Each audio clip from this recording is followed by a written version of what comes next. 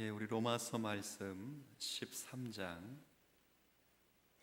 11절부터 14절까지 말씀입니다.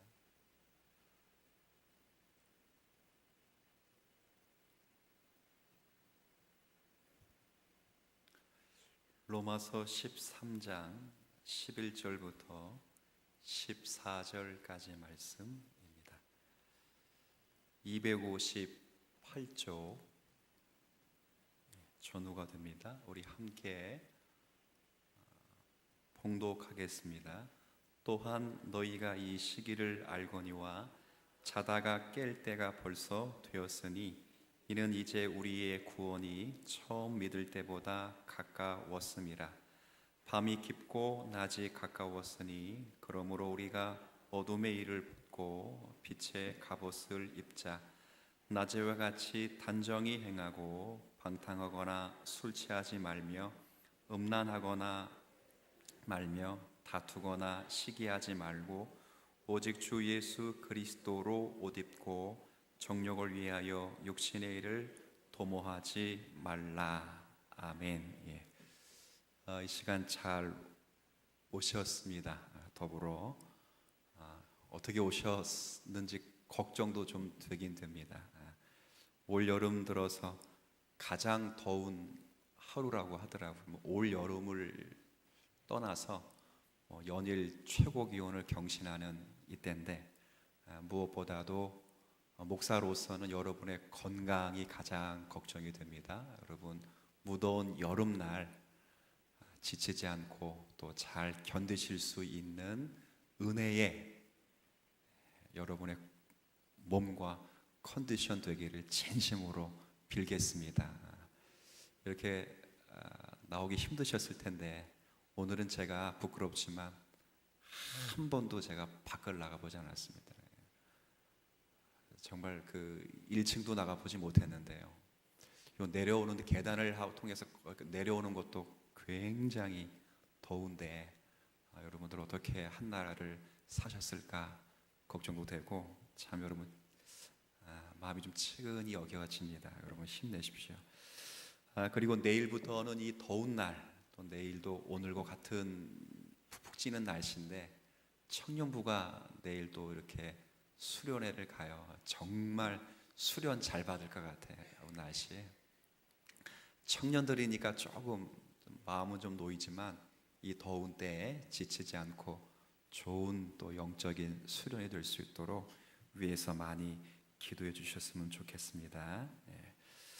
자, 오늘 우리가 읽은 이 부분은 로마서 13장의 마지막 단락이에요. 그래서 12장으로부터 시작된 그 말씀의 교훈을 정리하는 내용입니다. 그래서 지금껏 바울 사도께서 12장과 13장에서 그리스도인의 행동을 이렇게 쭉 설명해 오셨는데 오늘 이 본문에서는 왜 그런 행동을 해야만 되는지 그 이유에 대해서 잘 설명하고 있는 부분이라 그렇게 여겨집니다. 그러니까 12장 13장에서 바울이 그리스도인으로서 이렇게 살아야 한다라고 말씀을 했습니다. 오늘 본문은 왜 그렇게 살아야 되는가에 대한 정당한 이유로 설명을 마무리하는 내용입니다. 그 이유는 간단합니다. 11절 제가 다시 읽어드릴게요. 또한 너희가 이 시기를 알거니와 자다가 깰 때가 벌써 되었으니 함께 읽습니다. 이는 이제 우리의 구원이 처음 믿을 때보다 가까웠음이라. 왜 그렇게 살아야 하는가? 왜 각자의 삶 속에서 개인과 가정과 교회, 크게 사회와 국가 속에서 하나님께서 일하심을 믿고 왜 분별하며 살아야 하는가? 그 답은 여기 11절 마지막에 표현된 것처럼 구원의 때가 가까워졌기 때문이다. 이렇게 종말과 관계돼서 바울이 설명하는 그런 부분입니다. 구원의 때가 가까웠기 때문에 12장과 13장에서 말한 바대로 우리가 살아야 한다. 그래서 오늘은 이 부분을 함께 살펴볼 것인데 본문은 두 가지를 사도 바울이 우리 보고 알아야 된다 이렇게 말해요. 첫 번째는 지금 우리가 살고 있는 이 시기가 어떤 시기인가를 알아야 하고, 두 번째는 그 시기를 알았다면 그 시기에 적절한 행동이 무엇인가를 알아야 한다. 이 두 가지를 설명하고 있는데 순차적으로 한번 살펴보면서 오늘 우리에게 주시는 교훈을 잠시 묵상하고자 합니다. 먼저 바울은 지금이 어떤 시기인가를 좀 알 필요가 있다 이렇게 말합니다. 11절 앞에 보세요. 또한 너희가 이 시기를 알거니와, 알고 있다라는 말이기도 하지만 알아야 된다라는 말이기도 합니다. 이 시기를 알아야 한다 이거죠. 그러니까 바울이 두 가지를 알아야 되는데 첫 번째는 이 시기를 알아야 한다. 과학 기술의 그 사회적 특징 가운데 하나는 많은 사람들이 시간의 노예라는 점이 이 기술 사회의 굉장히 큰 특징으로 자리 잡습니다.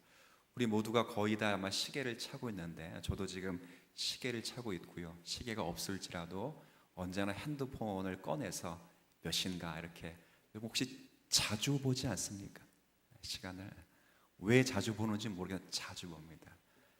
심리학자가 그런 얘기가 있어요. 기술 과학 시대로 들어가면서 사람은 점점 시간의 노예가 된다. 정확합니다. 정확한 표현을 했어요. 점점 그렇게 되는 것 같습니다. 흘러가는 시간을 놓치지 않고 주의 깊게 따라가려고 정말 애를 많이 씁니다. 그래서 몇 시지? 늦었는가? 아니면 이른가? 많이 흘렀다, 많이 지났다 이렇게 많이 표현하죠. 그러니까 결국 놓치지 않으려고 굉장히 애를 씁니다. 우리 지난 그 여름 성경학교를 했는데요. 금요일이죠. 금요일 날이 개강 예배였는데 우리 교육위원장님께서 기도하셨어요. 제가 축도하고 기도를 하시는데 교육위원장 우리 장정장님도 뒤에 계시잖아요. 얼마나 진실하셔요. 진심으로 우리 아이들을 위해 기도해주고 또 성경학교를 위해 기도해주고 교사들을 위해 기도해줬는데 정말 진심으로 누르고 흔들어 넘치도록 기도했어요. 정말 제가 은혜를 받고 모든 교사들이 아멘하고 끝냈어요. 근데 아이들의 반응이 딱 한마디, 뭐라 그랬는지 아세요? 길다. 그래서 이 아이들도 여전히 시간에 매여 있고 이 시간이라고 하는 노예화되고 있는 삶의 접점을 살아가고 있구나 생각이 들어요. 기도는 굉장히 은혜롭고 좋은 기도인데 일단 아이들 시간에 의해서는 길다 이렇게 했어요. 그래서 저는 축도를 어떻게 했겠어요? 짧게. 하나님 아버지와 예수님의 사랑과 성령의 함께 하심이 함께 있을지어다. 짧게 했죠.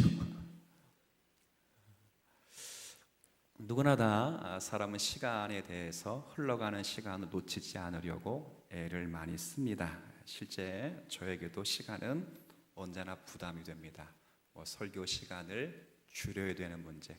제일 힘든 건 설교 시간이야. 하다가 못하면 다음 주에 하면 되는데 제일 힘든 게 주례를 부탁해 오는데 이제 여러분 제가 참고로 말씀을 드리면 주례를 여러분들이 부탁해 오실 때는 여러분 주례 시간을 잡을 때 1시간 반 이상은 텀을 조금 잡으세요. 그러니까 1시간 이렇게 텀으로 있는 결혼식에 제가 주례를 가면 꼭 진행하신 분이 제게 찾아와서 뭐라 하냐면 주례 몇 분 준비하셨어요? 꼭 물어봐요. 그러니까 제가 뭐라고 답하게요? 몇 분 하면 돼요? 이렇게 하면 몇 분 하면 돼요? 그러면 꼭 어김없이 그런 말을 해요. 7분 안쪽으로 하세요. 제 주례를 들어보면 10분을 넘어가는 게 없습니다. 그건 거의 1시간 간격, 그리고 1시간 반 간격은 조금 더 하겠죠. 교회에서 한번 주례하면 설교할 텐데 그래서 설교를 잘 못합니다. 누구나 다 시간 안에서 그렇게 참 힘듭니다. 원고를 제게 부탁해도 며칠까지 이 원고를 넘겨주실 수 있습니까? 저에게도 언제나 시간이 적지 않은 부담이 됩니다.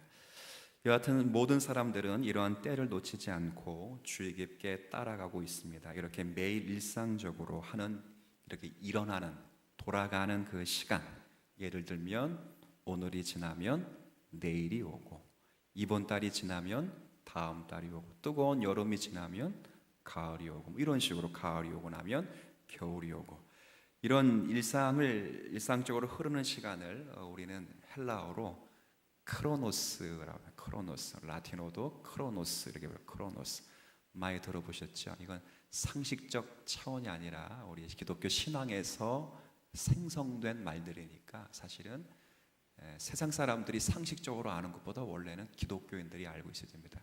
흘러가는 시간을 크로노스, 우리가 지금 시간이라 부르는 걸 다 크로노스라고 부릅니다. 그런데 반대로 흐르는 시간이 아니라 정지된 시간이 있습니다. 정지된 시간, 좀 말이 좀 우습지만 정지된 시간, 즉 하나님께서 정해놓은 시간이 있습니다. 그런 시간을 가리켜서 카이로스라는 표현을 쓰기도 합니다. 본문 11절에 오늘 봉독한 말씀에 보면 너희가 이 시기를 알거니와 할 때 이 시기가 바로 카이로스와 하는 정해진 시간, 정지된 시간, 그것을 이야기하는 거예요. 지금 때, 여기 11절 후반에도 때라는 표현이 있지만 때 혹은 시기라고 번역되어 있지만 여기서 말하는 시기라는 이 단어가 바로 하나님께서 이미 정해 놓으신 때가 있다 그 말입니다. 흘러가는 시간을 잘 분별하라 이런 의미가 아니고, 시간이 흘러간다 아껴라 라는 의미가 아니라, 일단 11절의 말씀은 하나님이 딱 하고 정해놓으신 그 시간이 있다, 그 때가 있다는 거예요. 그래서 그 때가 있기 때문에 오늘 12절 앞부분까지는 깰 때가 되었다 이렇게 표현하고, 우리가 믿었을 때보다 훨씬 구원의 시간이 가까웠다 이렇게 표현하기도 하고, 12절 앞부분에는 밤이 깊고 낮이 가까웠다, 그러니까 이제 새벽이 되어서 아침을 맞이하는 그 시간이 되었다 이렇게 이야기를 하는 거예요. 이 시간이란 결국 하나님께서 정해놓은 그 때를 가리킵니다. 그럼 물어보지요. 이 시기와 이 때는 언제를 가리키는 것이냐 할 때 언제를 가리키는 것 같습니까? 이것은 다른 것이 아니라 예수 그리스도가 이 땅에 다시 오실 바로 그때를 가리키는 그런 표현입니다. 마지막 날을 말합니다. 이 땅의 마지막 날은 이미 하나님께서 정해놓으신 시간이기 때문에 인간이 바꾸거나 변경할 수 없고 취소되거나 연기될 수 없는 하나님이 정하신 그때가 반드시 있다. 그 때를 우리가 알아야 한다. 지금이 바로 그 때 앞에 우리가 서 있다 이렇게 이야기를 하는 거예요. 그러니까 이런 것과 비슷한 거죠. 인간의 시간으로 말하면, 개인적 종말로 말하면, 여러분과 제가 몇 살까지 살지는 모르겠지만 만약에 80세까지 하나님께 정하신 삶이라면 그 80세를 기준으로 해서 여러분이 지금 몇 년 남았는가, 이게 가늠이 되듯이 그 때가 있다 그렇게 말하는 거예요. 5년 남았다, 10년 남았다, 몇십 년 남았다는 그 때가 곧 가까이 오고 있다. 여러분의 구원이 곧 완성될 때가 올 것이다. 그래서 지금 그렇게 말씀하신 그 주님 앞에서 긴장감과 기대감을 가지고 오늘이란 하루 속에서 삶을 살아내야 된다라고 이야기를 하는 거예요.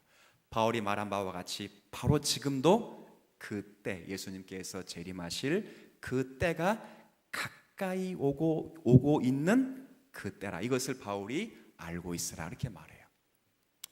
근데 어느 누구도 그런 생각 안 하죠. 여러분, 예수님이 내일 아침에 재림하실 것이다 라는 생각하시는 분 여기 아마 아무도 없을 것입니다. 우리는 이 말씀에서 전부 다 제외되어 있습니다. 이 말씀의 거리가 멀죠. 마틴 루터라는 분은 이 말씀을 묵상하면서 뭐라고 로마서 주석에 달았냐면, 예수님께서 어제 죽으시고 오늘 부활하시고 내일 다시 오실 것이다 이렇게 생각을 했어요. 하룻밤이 더 지나면 똑같이 말을 합니다.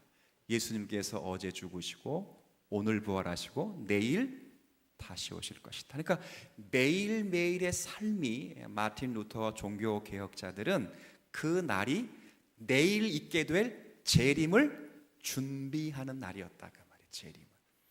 근데 지금 오늘 이 말씀을 저도 많이 반성했지만 이 말씀을 전하고 있는 저라든지 여러분조차도 어느 누구도 내일 예수님이 오실 것이라는 기대는 아무도 하지를 않아요. 왜? 역사 속에서 내일 언제나 예수님이 안 왔기 때문에. 확률상 바울이 경각심을 가지고 이야기하는 것이 그겁니다. 기독교는 확률의 종교가 아니다. 기독교는 과학의 종교가 아니다. 예수님이 곧 오실 것이라고 하는 신앙의 표리부동한 마음을 가지고 언제나 오늘을 사는 것, 오늘이 마지막 역사의 한 시점과 예수 그리스도를 마지막 다시 볼 수 있는 궁극적인 날이라는 것을 가슴에 새기고 오늘을 사는 것을 바울이 오늘 우리의 간절히 원하시고 계시다 그 말이에요. 여러분, 그 일제 강점기 시대를 살아갔던 우리 신앙의 선배들의 찬송을 유심히 잘 보면 전부 어떤 찬송이냐면 예수님의 재림에 관한 찬송. 거의 한번 여러분 나중에 옛날 여러분들의 할머니 분들이 불렀던 찬양들 보면 거의 예수님의 재림에 관한 찬송입니다. 물론 그것만 불렀다는 것은 결코 아니지만 그들의 신앙의 삶에 고난 속에 있으면서 민족의 탄압 속에서 예수의 재림을 그 날 당일날 준비하며 살았던 신앙인들의 모습을 그들 속에서 발견할 수 있죠.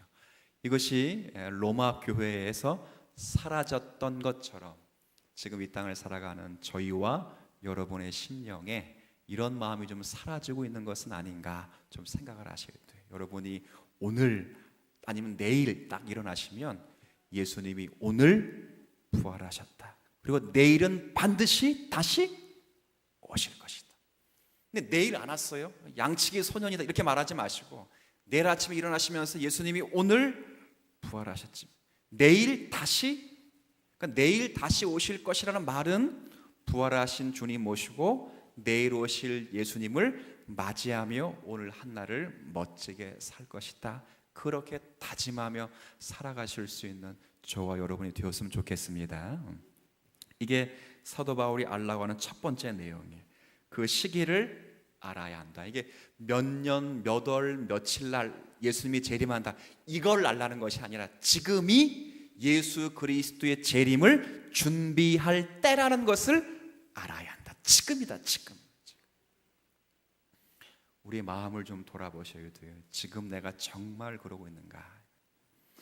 두 번째는 이 시기를 알 뿐만 아니라 그 시기를 알았다면 시기에 맞는 적절한 행동을 해야 된다. 이렇게 말해주고 있습니다. 여기 12절 중간에 보면 그래서 이렇게 표현하지요.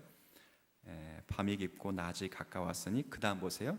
그러므로. 그러니까 앞에 11절부터 12절 앞부분까지는 지금이 그때라, 지금이 예수님의 재림을 준비할 그때라라고 말하고 12절 중간부터는 그때이므로 그러므로 이렇게 살아야 된다 이게 나오는 거예요. 어떻게 살아야 되는가? 그럴 때 그에 맞는 그 시기에 맞는 행동을 해야 된다. 그게 뭐예요? 자 12절 한번 여러분이 한번 읽어주세요. 시작.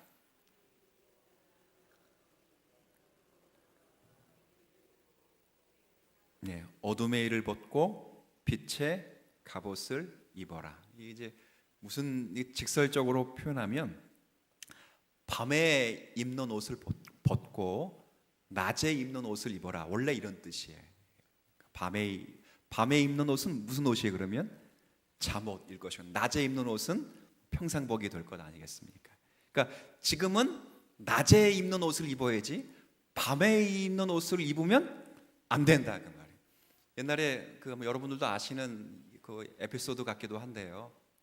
어떤 목사님이 새벽에 설교하러 이렇게 내려오시다가 너무 피곤하셔가지고 간신히 고양이 세수하시고 막 넥타이 메고 마이 걸치고 내려왔는데 막 기도하시고 딱 올라가려고 하는데 보니까 속옷 바지를만 입고 계신 거예요. 이게 실제 그분이 이게 실제라고.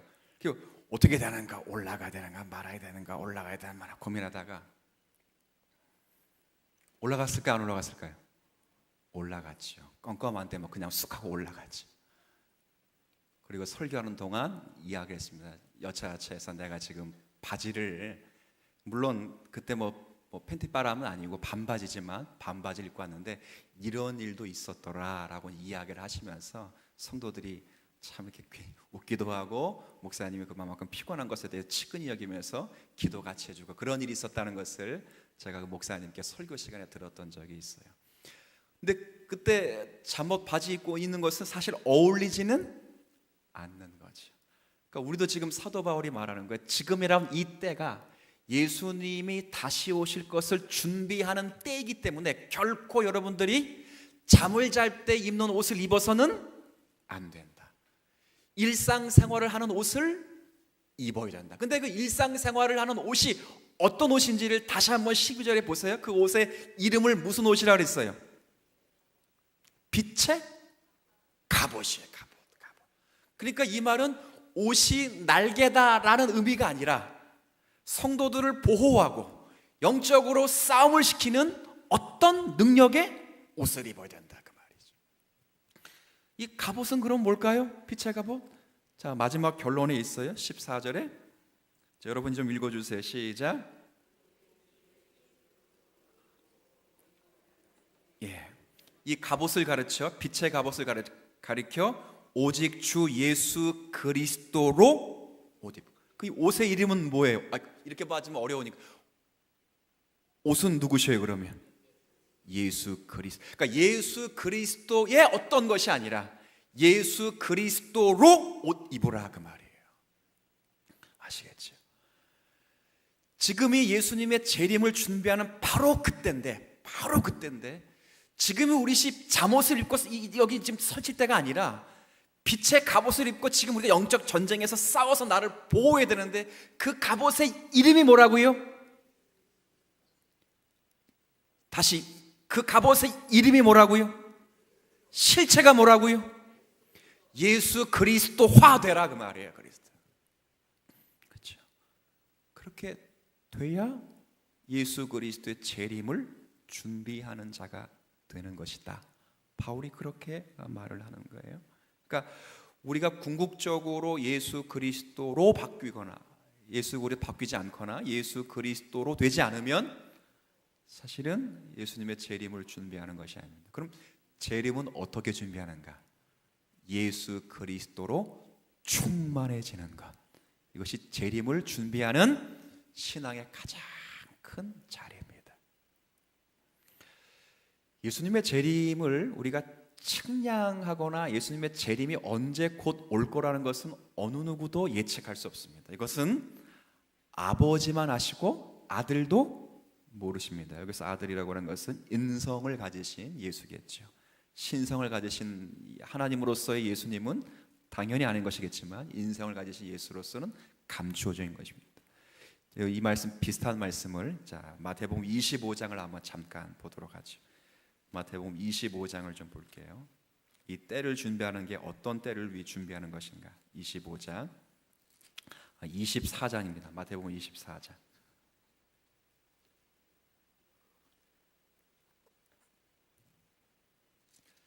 자, 24장 32절부터 제가 쭉 44절까지 읽을 테니까 24장 32절부터 44절까지 읽을 테니까 한번 여러분이 잘 따라와 보세요. 24장, 25장이 바로 이 마지막 때에 신앙인들이 어떻게 살아야 되는지를 직접 교훈하신 예수님의 교훈의 말씀입니다. 특별히 32절 무화과 나무의 비유를 배우라.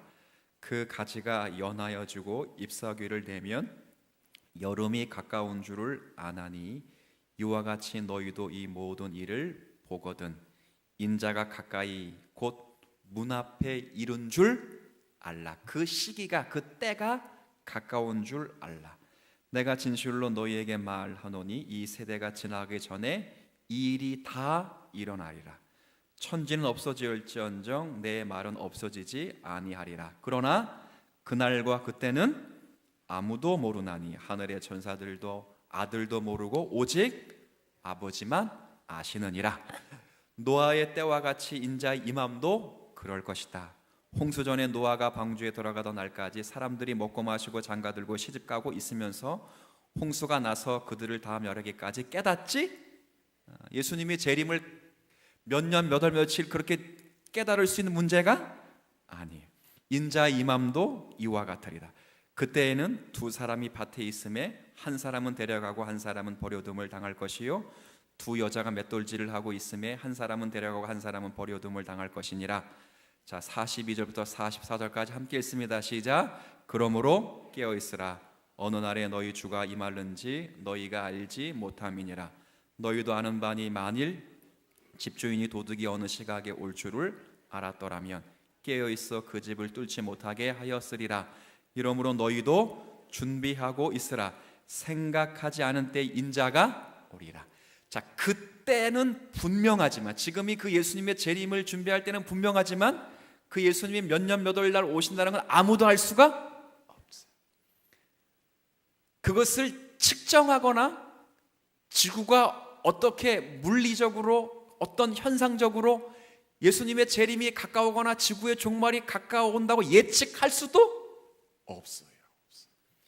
만약에 예측을 했었다면 노아의 홍수 심판 사건에 모두가 시집가고 장가가고 술 먹고 이렇게 했을까요? 안 했을까요? 안 했지요. 막 천둥 번개가 막 그 전날부터 막 치고 그러면 안 했지요. 오늘 본문에 봐요. 어떤 두 남자가 밖에서 밭을 갈매 한 사람은 데려감을 당하고 한 사람은 그대로 놓여. 두 여자가 집에서 뭐 한대요? 맷돌질 왜 합니까? 저녁 하는 거예요. 저녁 반찬 만든다고요. 예수님이 재림하면 저녁 반찬 만들어야 되겠어. 다 얼로 와야 돼요. 평상시에 안 하던 거 하려면 어디 와야 돼? 다 지금 교회 와서 평상시엔 주여 삼창도 안 하다가 주여 삼창할 것이고 평상시에 성경도 안 읽는데 맨날 성경 읽을 거 아니에요. 근데 뭐 하고 있다고 여자들이 다 집에서 저녁 만들고 모른다. 그러니까 깨어 있는다는 것은 흥분된 시간적 축적, 그리고 아까 말했던 것처럼 크로노스와 같은 흘러가는 시간 속에서 뭘 맞추는 것이 아니라 주님의 재림을 준비한다는 크로노스, 주님께서 정하신 때가 곧 임할 것이라고 하는 신앙적 관념을 가지고 빛의 갑옷을 입어야 되는데 그 빛의 갑옷이 누구라고요? 그분을 닮고 그분의 사역과 인격에 여러분의 전 생애를 거는 것, 그것이 나머지와 같이 단정하여 예수 그리스도의 재림을 준비하는 자의 마땅한 삶의 자리라는 거예요. 제가 이런 얘기를 드리겠습니까? 여러분, 이런 이야기를 드리는 이유는 우리의 신앙이라고 하는 것이 굉장히 단순화되어서 사실은 신앙의 책임과 분별력을 상실하고 우리가 종교적인 몇 가지 수칙과 법칙 안에서 우리의 신앙을 좀 생각하는 경우가 참 많습니다. 그건 물론 기본입니다. 예를 들어 주의를 지키는 것, 11조를 하는 것, 그리고 여러분이 그렇죠? 봉사를 하는 것, 전도하는, 이건 기본입니다. 이건 기본이라고 하는 것은 당연히 해야 되는 거예요. 근데 이것으로 치부해서 지금 여기 맷돌질을 갈며 밭에서 노동을 하며 음식을 먹으며 포도주를 즐기면서 주님의 재림을 준비하지를 못하고, 주님의 재림을 준비하는 건 전부 뭐 한다고요? 지금 교회에서 예배드리는 것으로 국한시키고 헌금 생활하고 주일날 나와서 여러분과 함께 신학의 동지들이 교제하는 것으로 국한시켜 정작 여기서 여러분의 일상에서, 여러분의 가정에서, 여러분의 삶에서, 우리가 속해 있는 국가에서, 사회에서 정말 우리가 예수 그리스도로 바뀌어가고 있는 분별적 책임을 우리가 놓치고 있는 것은 아닌가. 바울이 그 이야기를 하는 거예요, 오늘 본문은. 그래서 여러분이 아까 우리 읽은 로마서 13장에 보면, 그래서 방탕하지 말아라, 술 취하지 말아라, 그죠? 음행하지 말아라, 시기하지 말아라, 싸우지 말아라. 전부 매일의 일상 속에서 겪는 삶의 자리죠. 거기서 여러분이 주님의 재림을 준비하셔야 됩니다. 제가 예전에 그 설교하다 그런 얘기했죠. 예수님이 곧 오실 것 같다라는 징조가 딱 있으면 절대 교회당 오지 마세요. 제가 교회당 와가지고 평소에 안 하던 행동하지 마시고 여러분이 지금 계신 그곳에서 하나님의 사람으로 살아남는 신앙적 책임을 잘 감당하셔야 돼요. 로마서 12장, 죄송합니다. 딱 한 번만 더 읽어볼게요. 로마서 12장 다시 본문으로 돌아볼게요. 12장으로 가세요. 이 13장 마지막이 12장부터 시작됐다는 것 우리가 알고 있습니다. 로마서 12장, 그래서 12장 2절을 시작을 이렇게 시작했습니다. 로마서 12장 1절 2절 한번 같이 읽습니다. 시작. 그러므로 형제들아 내가 하나님의 모든 자비하심으로 너희를 권하노니 너희 몸을 하나님이 기뻐하시는 거룩한 산 제물로 드리라. 이는 너희가 드릴 영적 예배니라. 너희는 이 세대를 본받지 말고 오직 마음을 새롭게 함으로 변화를 받아 하나님의 선하시고 기뻐하시고 온전하신 뜻이 무엇인지 분별하도록 하라. 그 분별을 하도록 12장 13장 있고, 왜 분별하여야 되는가? 여러분이 일상에서 예수의 재림을 맞게 될 것인데 그 일상이 예수 그리스도로 바뀐, 예수 그리스도 거듭난, 예수 그리스도 만든 그 현장이 돼야 된다라고 말하는 내용이에요. 우리 말씀을 가슴에 잘 새기셔야 됩니다. 여러분들이 오늘이란 이 시간이 예수님의 재림을 준비하시는 그 때임을 먼저 아시고, 여러분이 곳곳에서 예수님을 재림을 맞기 위해서 빛의 갑옷을 입어야 되는데 예수 그리스도로 충만함을 받으시고, 그 충만함을 받기 위하여 지혜를 사모하시는 중에 여러분이 서 있는 자리를 분별력을 가지시고 여러분이 서 있는 곳곳에서 예수 그리스도로만 만족할 수 있는 신앙의 승리가 우리 모두에게 있게 되시기를 주의 이름으로 부탁을 드리겠습니다. 하나님, 자다가 깰 때가 되었다 그렇게 말씀합니다. 이미도 정해진 시간이 우리에게 점점 다가오고 있습니다. 멀지 않은 이 시기에 우리는 주의 재림을 맞게 될 것인데 정말 우리가 이때가 주님을 재림을 준비하는 때임을 기억하게 하여 주옵시고, 낮에와 같이 단정하여 빛의 갑옷인 예수 그리스도로 옷 입고 우리가 살고 있는 삶의 정황과 자리에서 분별력을 가지고 모든 것을 예수 그리스도로 환원하며 해결하며 예수 그리스도 답을 얻는 삶의 자리가 되어 그곳에서 주의 재림을 준비하는 성도들이 되게 하여 주옵소서. 단순히 예배드리는 종교적 행위, 단순히 헌금을 드리는 종교적 행위로만 국한시키는 재림을 준비하는 시기가 아니라, 그런 행동이 아니라 우리가 서 있고 밟고 호흡하고 찬양하고 그리고 대화하고 있는 모든 삶의 자리가 예수 그리스도로 족한 그런 현장과 자리가 되도록 분별할 수 있는 지혜 덧입혀 주옵소서.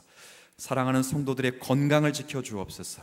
이 일 감당하기 위해서는 육체적으로도 우리가 건강해야 될 것입니다. 영육의 구원을 받은 저희들입니다. 영혼 구원만 아니라 전 인격의 구원을 얻었사오니 우리의 건강에 건강을 더하셔서 하나님을 예배하는 것 불편함 없도록 은혜를 더하여 주옵소서. 내일부터 하나님, 청년부가 수련회를 갖습니다. 이미도 준비되고 예비된 수련회 이후인데 주의 말씀을 풍성케 하시고 우리 모든 청년들이 도전받고 은혜받아 자신의 역할을 이 시대 속에서 잘 감당하는 기독 청년들 되게 해 주옵소서. 먼 걸음 떠납니다. 안전케 하시고 모든 프로그램 중에 하나님의 함께 하심이 가득하게 하여 주옵소서. 예수님의 이름으로 기도 올립니다. 아멘.